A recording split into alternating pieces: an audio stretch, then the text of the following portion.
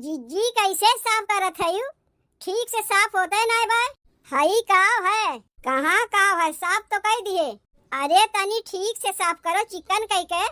सुनियो ना है अम्मा काव कहीं है? आओ तही साफ कर दे आओ।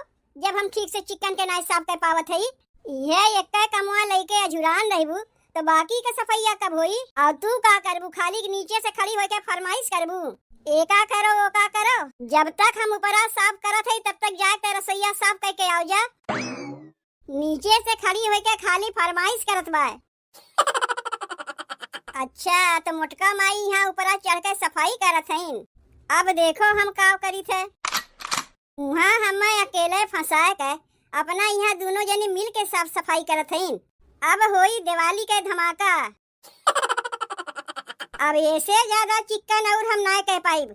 जौन करे रहा कह दिए।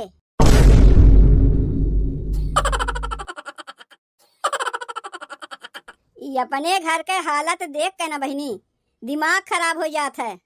कुल कमवा कह कह के करवावे पड़त है।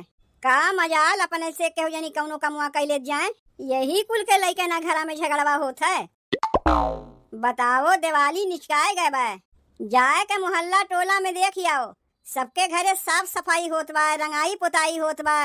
और अपने घरा में साफ सफाई के केहू जनी नमवे नहीं लेथिन। का मनई कौनो त्योहार मनाई जे करे तीन तीन ठू पतो रहा। यही गंदगिया में उती त्योहार